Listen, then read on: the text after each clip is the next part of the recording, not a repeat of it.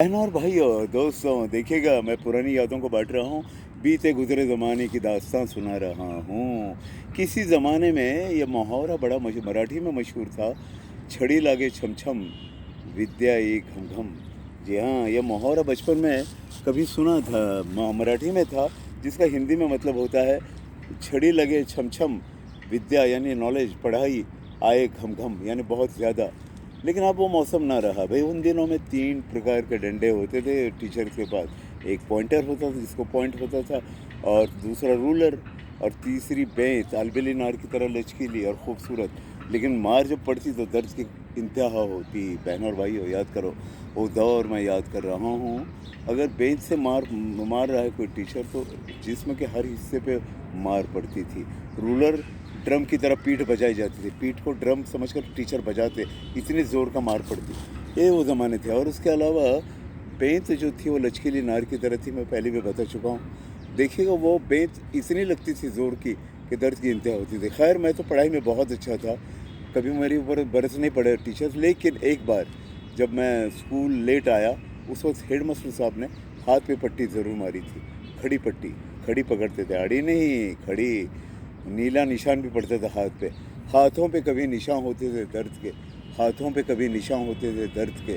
दर्द की इंतहा होती थी। लेकिन वो ज़माने कुछ और थे, मौसम कुछ और थे। भाई, आज का मौसम तो राजा बाबू और प्रिंसेस प्रिंसेस डायना। जी हाँ, बेटी हो तो प्रिंसेस, एंड मम्मी की परी, पापा की परी, मम्मी की प्रिंसेस, और बेटा हो तो राजा बाबू। राजा बाबू और प्रिंसेस को दर्द की कुछ कल्पना ही नहीं है। और अच्छा भी है ये, ना हो कभी दर्द की कल्पना। वो दौर में मार ज़रूर पड़ती थी, इसलिए दहशत बहुत होती थी। टीचर के डर से ही बच्चे इतने परेशान होते थे कि आने वाले सवालात के जवाबात भी नहीं दे पाते थे, भूल जाते थे।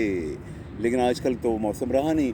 लेकिन इसका नतीजा ये हुआ कि वो डंडे, वो बेंत, वो रूलर और वो पॉइंटर अब विद्यार्थियों के, स्टूडेंट्स के हाथ में आ गया, तालिब इल्म के हाथ में आ गया।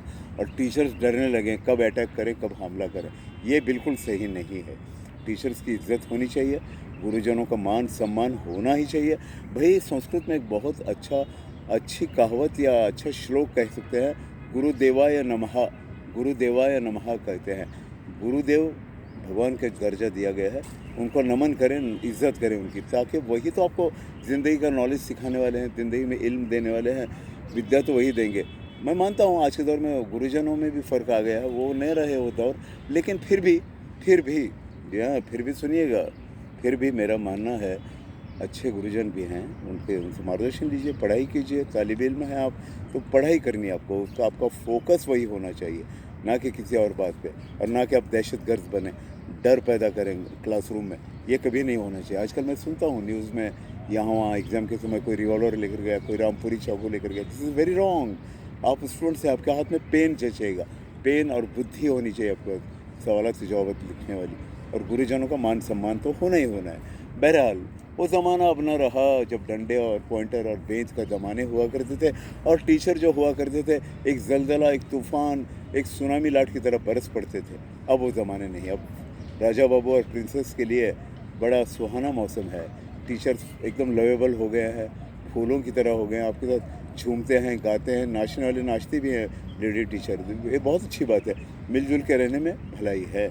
बस इतना कीजिएगा, विद्यार्थी दशा में यानी कि तालिब इल्म के मौसम में, स्टूडेंट लाइफ में आपको पढ़ाई करनी है, ना कि कहीं भटकना है, ना कि कहीं दहशत पैदा करें, डर पैदा करें। एक ज़माना वो भी था जब हाथों पे दर्द के निशान थे। एक ज़माना वो भी था जब हाथों पे दर्द के निशान थे, हर कदम पे संघर्ष था, हर कदम पे मुसीबतों का पहाड़ हुआ करता था। अब मौसम बीत गए हैं, फूलों की नगरी में तुम आए हो, फूलों की नगरी में तुम आए हो। भंवरे बनकर, तितली बनकर वो ज्ञान का रस लीजिएगा, नॉलेज लीजिएगा, और अपने आप को समृद्ध कीजिएगा। यही मेरी दुआएं हैं। Wish all the best for your good health, good life, good future, happy life all of your family. Bye bye, फिर मिलेंगे।